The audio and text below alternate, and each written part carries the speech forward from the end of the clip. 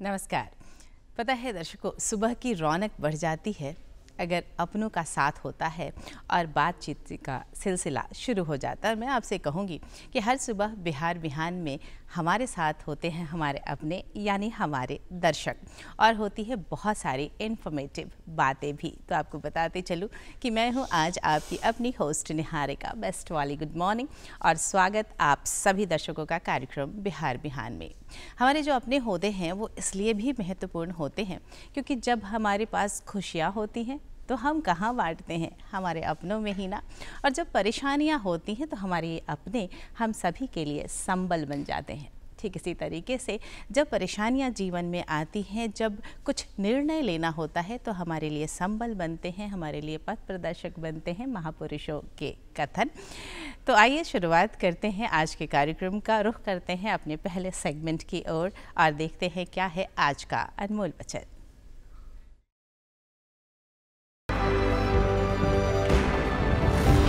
मैं इस बात को स्वीकार करने के लिए तैयार था कि मैं कुछ चीजें नहीं बदल सकता। Doctor APJ Abdul Kalam.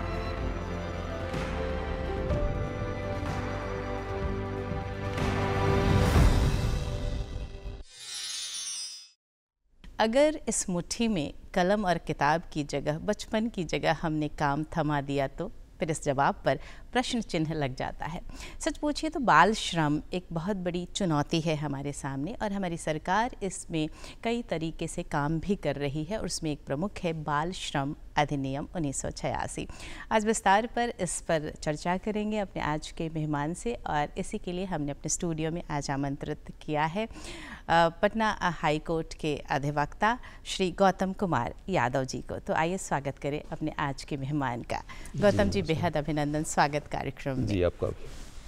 सबसे पहली बात तो ये गौतम जी, क्योंकि बच्चे हमारे देश का भविष्य होते हैं, तो अगर हमने वहाँ ध्यान नहीं रखा तो पूरे समाज के लिए, परिवार के लिए, देश के लिए हम एक बड़ी समस्या आमंत्रित करते हैं, और इसी पर लगाम लगाता है, रोकथाम लगाता है ये अधिनियम। तो पहला सवाल आपसे ये कि ये जो बाल श्रम अधिनियम 1986 है, ये क्या कहता है?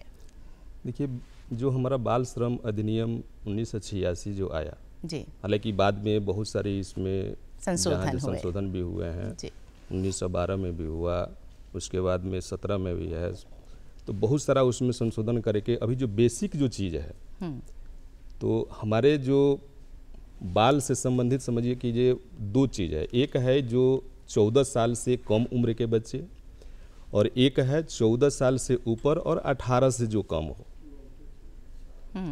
तो ये जो हमारा बाल श्रम अधिनियम सेक्शन 3A में वो प्रोवाइड करता है कि वैसे बच्चे जिनके, सेक्शन 3 में वैसे बच्चे जिनका उम्र 14 से कम हो, अच्छा, तो वैसी स्थिति में उनसे किसी भी प्रकार का कोई भी कार्य नहीं लिया जा सकता है, किसी भी काम में उनको लगाया नहीं जा सकता है। और 3A जो बताता है कि अगर आप 14 से ज़्यादा और 18 से कम है तो वैसी स्थिति में उनसे काम आप ले सकते हैं, लेकिन उसका भी समय निर्धारित है। अच्छा, समय निर्धारित है कि ये किसी बच्चे से जिसका उम्र 14 से 18 वर्ष हो, 18 से कम हो, 14 से ज़्यादा और 18 से कम, तो वैसे बच्चों से अगर आप कार्य लेते हैं तो उसमें समय निर्धारित है कि ये मिनिमम आपका 6 घंटा, मैक्सिमम 6 घंटा ही उसे आप काम ले सकते हैं। और इस 6 घंटा में 3 घंटा के बाद 1 घंटे का उसको ब्रेक मिलना चाहिए। अच्छा, और उसमें भी है कि जोखिम भरा काम आप नहीं ले सकते हैं। ठीक है, बिल्कुल। तो वर्ड जो इस्तेमाल किया गया है कि ये उसमें जो जोखिम भरा काम आप नहीं ले सकते हैं उनसे। जी जी जी। और बहुत सारी चीज़ें उसमें है कि अगर वैसे व्यक्ति जो वैसे बच्चों से काम ले रहे हैं जो 14 साल से कम के हैं, तो उसी में प्रावधान है कि अगर ऐसा जानकारी अगर मिलती है तो मिलने के बाद में कोई भी व्यक्ति इसकी इन्फॉर्मेशन जो है, जो इंस्पेक्टर होते हैं, लेबर इंस्पेक्टर होते हैं, उनके यहाँ इसकी सूचना दी जा सकती है। मैं ये बात आपसे पूछना भी चाह रही थी, क्योंकि कई बार होता ये है कि हमारे आस पड़ोस में ये गतिविधियाँ हो रही होती हैं, हम देखते हैं कि बच्चों से काम करवाया जा रहा है, पर हमें समझ में नहीं आता कि हम क्या स्टेप उठाएं, हम क्या कदम उठाएं, हमें क्या करना चाहिए। तो आपने कहा कि एक आम व्यक्ति भी अगर ऐसा देखता है कि बच्चे काम कर रहे हैं जो कि इस कानून के दायरे में आता है, तो वो क्या क्या कदम उठा सकता है, विस्तार से बताएं। अगर उसको जानकारी मिलती है तो उसकी सूचना पुलिस को दे सकता है। लेबर डिपार्टमेंट में इंस्पेक्टर होते हैं जो टाइम टू टाइम उसको इन्वेस्टिगेशन करते रहते हैं, जांच करते हैं, इंक्वायरी करते हैं कि इस तरह की काम कहीं किसी भी इंटरप्राइजेज में ली जा रही है या नहीं ली जा रही है। और वैसी जानकारी अगर उनको मिलती है तो फिर उनके ऊपर कानूनी कार्रवाई की जाती है। उनके एज का डिटर्मिनेशन होता है, इंक्वायरी होती है कि जे इसमें, हालांकि नियम ये भी है कि कहता है कि जो भी इंटरप्राइजेज हैं, जो भी अपने यहाँ काम ले रहे हैं, तो उनको अपने बोर्ड पर उसको लिखवाना होगा कि हम, ये सेक्शन 12 जो है प्रोवाइड करता है कि जितने इंटरप्राइजेज हैं सभी लोगों को ये लिखना होगा कि इसमें बच्चे कार्य पर नहीं लगे हैं। अच्छा, ये सूचना देनी है, ये सूचना उनको बोर्ड पर ही ये आना चाहिए जी। और ये भी है कि अगर कोई इसकी इन्फॉर्मेशन देता है उस बच्चे के बारे में कि बच्चा जो 14 साल से कम है उससे कार्य लिया जा रहा है, तो ऐसी स्थिति में इंस्पेक्टर उसको अपना छापेमारी भी करते हैं, पुलिस भी पहुंचती है, उसको अपने स्तर से रिकवरी करके फिर उसको जी। तो जिस तरीके से आपने बताया गौतम जी कि आस पड़ोस में भी अगर हम देखते हैं तो हम खुद भी कदम उठा सकते हैं, तो मुझे लगता है हमारे दर्शक जरूर जानना चाहेंगे थोड़े और विस्तार से कि क्या कहता है ये कानून। सर, अगर हम बात करें इसी से जुड़े कुछ सवालों पर और भी, तो एक सवाल मन में आता है कि जैसे मान लीजिए किसी का अपना पारिवारिक व्यवसाय है, वहाँ उनके बच्चे काम कर रहे हैं, तो क्या ये उचित है, वहाँ काम कर सकते हैं या नहीं, क्या कहता है कानून? उसके अंतर्गत जो हमारी जो नई जो आई है 1916 का जो संशोधित जो अधिनियम है, उसमें जो दिए हुए है सेक्शन 312 के अंतर्गत, उसमें ये प्रोविज़न है कि वो अपने फैमिली के अंतर्गत कोई भी कार्य कर सकता है तब तक जब तक उसका जो स्कूल का जो टाइमिंग है, पढ़ने की जो उसका टाइमिंग है, उसमें कोई व्यवधान नहीं है। मतलब कि उसका जो स्कूलिंग आवर है जी, उसमें उसको छोड़ करके बाकी का जो समय है उसमें अपने फैमिली में वो सहयोग कर सकता है। अच्छा, तो सहयोग कर सकता है, पर उसके भविष्य में के लिए जो जरूरी चीज़ें हैं, जो पढ़ाई लिखाई है, उसमें कोई व्यवधान नहीं आना चाहिए, इसका ख्याल रखना है। तो अगर मैं बात करूं बाल श्रम अधिनियम की, तो कभी कभी ऐसा भी होता है ना कि जो हमारे यहाँ का माहौल है, जब बच्चे काम पर जाते हैं ना, तो कई बार आर्थिक पक्ष भी होता है और माता पिता अभिभावक ही उन्हें काम पर भेजते हैं। ऐसे में सवाल ये उठता है कि अगर ये कदम माता पिता ने उठाया है या अभिभावक उन्हें काम पर भेज रहे हैं, तो क्या ये कानून उनके लिए भी दंड का प्रावधान करता है? जी, ये अगर ऐसा वो कर रहे हैं जी, वैसे बच्चे जिनकी उम्र 14 से कम है, तो वैसी स्थिति 14 से कम है या फिर अभी तो नया जो प्रावधान है उसको पूरी तरह से अब ले लिया है कि 18 से, किशोर को अब उम्र कर दिया है 14 से 18। अच्छा, तो इसको दो भाग में बांट दिया है, एक बाल बच्चे चाइल्ड और एक किशोर। तो किशोर को कर दिया कि 14 से 18। तो 14 से 18 के लिए है कि वो अपना काम उनकी अनुमति से वो कर सकता है, लेकिन यहाँ अगर वो 14 से कम है फिर भी अगर वो माँ बाप उनको उस बच्चे को भेज रहे हैं काम करने के लिए, तो वो भी दंड के भागी होंगे। जी, उनको भी दंड होगा, उनको भी पेनाल्टीज और उनको भी फाइन इम्पोज किया जा सकता है। ये भी ख्याल रखना है, ये देखना है कि पहली प्राथमिकता है कि जो हमारे बच्चे हैं, जो हमारे नौनिहाल हैं, उनका भविष्य हम संवारें, उन्हें काम पर ना लगाएं, और इसी के लिए इस कानून की व्यवस्था की गई है। एक और बात जो इससे जुड़ी हुई है गौतम जी, अगर किसी बच्चे को संरक्षित किया जाता है इस कानून के तहत, तो उनकी पुनर्वास की बात आती है, इसके लिए क्या कहता है ये कानून? इसके लिए हमारे पास सरकार ने भी बहुत सारी योजनाएं अपना लेकर के आई हैं। बाल सुधार गृह करके जो होता है, या फिर जो भी पेनाल्टीज इंटरप्राइजेज से जो वसूले जाते हैं, उसके लिए भी है कि एक कमेटी बनेगी, वो कमेटी उन पैसों का इन बच्चों के लिए व्यवस्था करेगी, वैसे बच्चे जो संरक्षित किए जाएंगे। चूँकि जो भी इसमें जो प्रावधान है, अभी आपने देखा कि 20,000 से लेकर के 50,000 रुपये तक ले फाइन इम्पोज किया जा सकता है, और 6 महीना से 2 साल की सज़ा दी जा सकती है। जी। तो ये जो फाइन के जो पैसे जो आएंगे, ये जो फाइन के जो पैसे आएंगे, इन्हीं पैसों को प्लस गवर्नमेंट अपने स्तर से जो कुछ पैसे का मुहैया करती है कि इनकी पुनर्वास, उनकी एजुकेशन, उनकी शिक्षा कैसे किया जा सके, उसके लिए उन पैसों का व्यवस्था भी की जा। और आज के डेट में बाल सुधार गृह भी है, जिसमें कि बिहार सरकार या भारत सरकार का बहुत सारा है, जिसमें कि बच्चे जो संरक्षित किए जाते हैं उनको वहाँ पर भेज करके पढ़ाई। जी, तो यानी ये कानून इस बात का भी ख्याल रखता है कि अगर बच्चे संरक्षित किए जा रहे हैं तो उनका उचित पुनर्वास भी किया जा सके। और सच पूछिए गौतम जी, तो जो ये कानून है और उनका जो मुख्य उद्देश्य है वो सुंदर समाज की संरचना करना है, जहां हम सभी अपने अपने भविष्य को संवार सके, और ख़ासकर बच्चों पर ये कानून बात करता है। हम जिक्र कर रहे थे इस अधिनियम के बारे में, आपने काफ़ी विस्तार से बताया।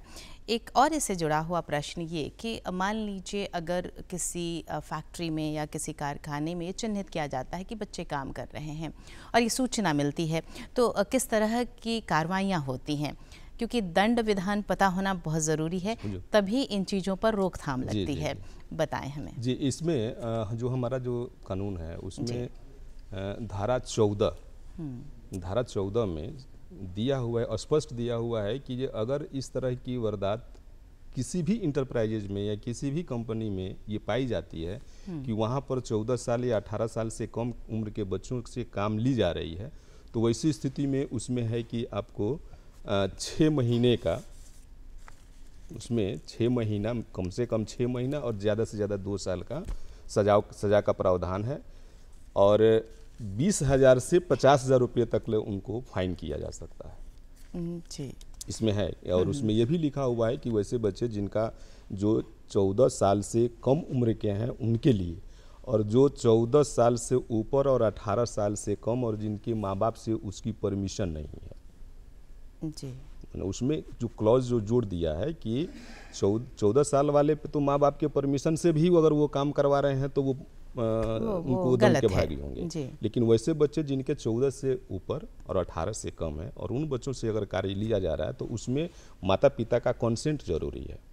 अगर माता पिता का कंसेंट नहीं है तो फिर वही प्रावधान सेक्शन 14 के ही तहत उनको 6 महीना, मिनिमम 6 महीना है और मैक्सिमम 2 साल की सज़ा और 20,000 रुपये से लेकर 50,000 रुपये तक फाइन की जा सकती है। जी, सच पूछिए तो जो ये कानून बनाए जाते हैं उनका मुख्य उद्देश्य ये होता है कि जो गलत चीज़ें हो रही हैं उस पर रोकथाम लगाया जा सके, वैसे लोगों को दंडित किया जा सके जो इस तरह का कार्य कर रहे हैं।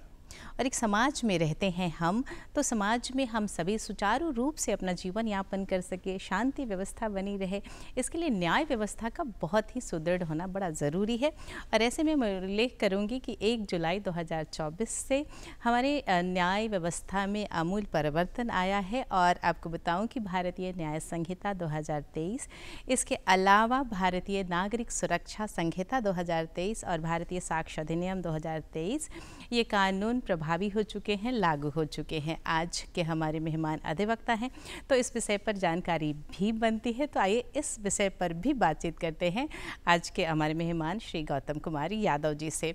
अगर मैं बात करूं इस परिवर्तन की, जो ये 3 कानून आए हैं, तो हर आम जनता के मन में भी बहुत सारे सवाल हैं। आप एक अधिवक्ता हैं तो जाहिर तौर पर कानून से आपका सीधा जुड़ाव है, तो एक अधिवक्ता के रूप में इस परिवर्तन को, इन तीनों कानूनों को कैसे देखते हैं आप? ये जो कानून, नया कानून जो आया है जी मैडम, सच पूछा जाए तो ये एक क्रांति है। पहले जो कानून जो व्यवस्था थी, पहले का जो था उसमें और अभी का जो आया है, इसमें अमूलचूल परिवर्तन हुआ है। और इससे बहुत सारा चीज़ जो, जैसे कि अब एक छोटा सा एग्जाम्पल हम आपको दे रहे हैं। पहले जो भी केसेस फाइल हुआ करते थे उसका कोई टाइम लिमिट नहीं था। सबसे बड़ी चीज़ इस केस इस परिवर्तन में जो हुआ है कि किसी केस को फाइल कर देने के बाद में उसका कब तक रिजल्ट आएगा, हम हारेंगे या जीतेंगे, ये तो बात की बात है। ये कितना समय लगेगा उस चीज़ को इस कानून के माध्यम से ख़त्म कर दिया गया। बड़ी बात कही आपने। और हर चीज़ को एक लिमिटेशन में रखा है कि आप, ऐसा नहीं है कि आप पुलिस पदाधिकारी हैं तो आप अगर किसी केस का इन्वेस्टिगेशन कर रहे हैं तो सालों साल करते चले जा रहे हैं। जी। अब एक लिमिटेशन दिया हुआ है कि कोई एफआईआर अगर इंस्टीट्यूट हुआ है तो आपको 60 डेज के अंदर आपको उस इन्वेस्टिगेशन कंक्लूड कर देना है, और कंक्लूड कर देने के बाद में उसको सबमिट कर देना है कोर्ट में, जिस पर जो भी मजिस्ट्रेट होंगे उस मजिस्ट्रेट को उनको भी टाइम दे दिया गया है कि आप उसको 30 दिन के अंदर आप उस चीज़ को आपको चार्ज फ्रेम करना है। बिल्कुल बिल्कुल। और 2 साल के अंदर एट एनी हाउ उसका रिजल्ट दे देना है।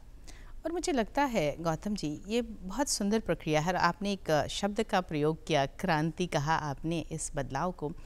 और पहले की जो व्यवस्था थी कहीं ना कहीं ये बड़ा सवाल उठ खड़ा होता था कि अगर हमने कोई न्याय के लिए अपील लगाई भी है तो क्या वो न्याय हमें शीघ्रता से मिलेगा या नहीं, क्या हमें उसकी प्रतीक्षा ही करनी होगी।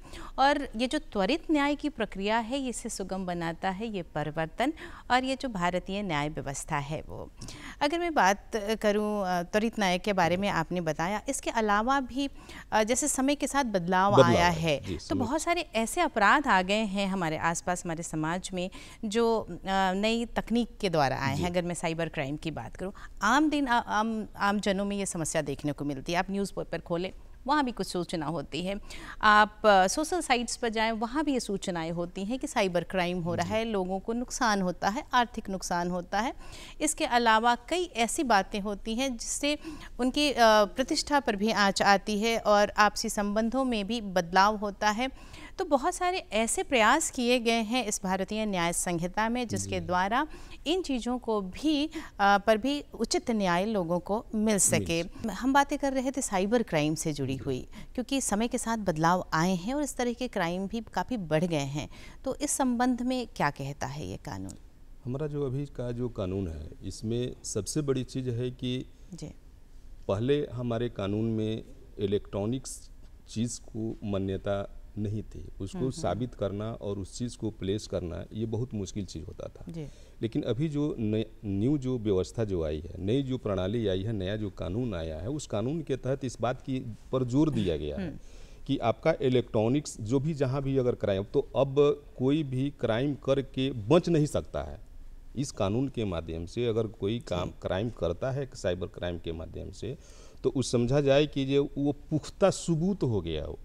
साक्ष्य अधिनियम में उसको पुख्ता सबूत माना गया है। सिर्फ करना यही है कि जो उसको एक वैज्ञानिक दृष्टिकोण से, प्रायोगिक दृष्टिकोण से फॉरेंसिक जांच कराकर उसको साक्ष्य के रूप में उसको प्रस्तुत कर देना है, वो बचेगा नहीं जी। इस नई प्रणाली के अंतर्गत जो आया है, जो नई व्यवस्था है, उस व्यवस्था में साइबर क्राइम को और खास करके इलेक्ट्रॉनिक्स के माध्यम से जो क्राइम हो रहे हैं उसे भी समेट लिया गया, समेटा गया। पहले ये सब व्यवस्था, ये सब चीज नहीं। तो ये एक मूलभूत परिवर्तन आया है इस कानून के तहत, नए कानूनों के तहत। गौतम जी, जब भी कोई ऐसा जो भी कोई अपराध होता है तो जो सबसे पहला काम होता है वो एफआईआर करना, और उसमें बड़ी परेशानी होती है।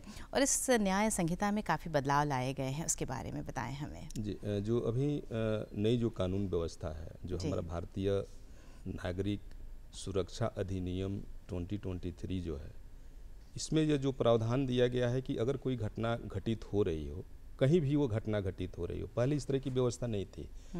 पहले था कि आपका जहां घटना घटित हुआ है उसी क्षेत्राधिकार में आपको जाकर उसकी सूचना मौखिक या लिखित देनी होती थी। और अभी की जो व्यवस्था है अभी है कि कोई भी घटना कहीं भी अगर घटित हुई हो तो उसकी सूचना आप किसी भी थाने में, ये जरूरी नहीं है, अभी आज का जो प्रावधान है उसमें कोई ज़रूरी नहीं है कि ये घटना अगर इस जगह पर हुई है तो इसकी सूचना हमको इसी लोकल थाना को देना होगा। इसकी सूचना आप कहीं भी जहां आपको जानकारी हो रही है वहीं पर आप दे सकती हैं। और उसके लिए है कि आप भया उसका इलेक्ट्रॉनिक मीडिया के माध्यम, इलेक्ट्रॉनिक मीडिया नहीं, आप व्हाट्सएप के माध्यम से आप वीडियो रिकॉर्डिंग करके उसको व्हाट्सएप कर सकती हैं या ईमेल के माध्यम से आप उसको दे सकती हैं। और उसको एफआईआर, कंडीशन यही है कि जिस दिन आप उस चीज़ को भेजेंगे वो 0 एफआईआर जो है सो रजिस्टर्ड उनको करना होगा। और उसमें है कि 3 दिन के अंदर जो भी पीड़ित व्यक्ति है या जो भी उसका सूचक है, जो भी सूचना देने दिया है, वो जाकर वहाँ 3 दिन के अंदर उस थाने में वो FIR अपना सिग्नेचर करेगा वो। ये बहुत बड़ी बात आपने बताई। और गौतम जी, बहुत विस्तार से आपने बताया एक तो बाल श्रम अधिनियम के बारे में और साथ ही भारतीय न्याय संहिता के बारे में भी। बहुत बहुत धन्यवाद आपका आज वक्त निकाल कर इतनी महत्वपूर्ण जानकारी देने के लिए। धन्यवाद आपका। नमस्कार। तो चलिए अब आपसे गुजारिश करेंगे कि आप हमारी बात माने, हमें ये बताएं कि कैसा लगता है आपको हमारे ये कार्यक्रम और क्या नया आप देखना चाहते हैं। और इसके लिए आप हमें ख़त भेजें, आप हमें ईमेल करें और नोट करें हमारा पता है कार्यक्रम बिहार बिहान द्वारा केंद्र निदेशक DD बिहार दूरदर्शन केंद्र, फ्रेजर रोड, पटना 800001। हमारा ईमेल ID है directorddkpatna@gmail.com। साथ ही निहारिका को दीजिए अनुमति। Have a wonderful Wednesday. नमस्कार।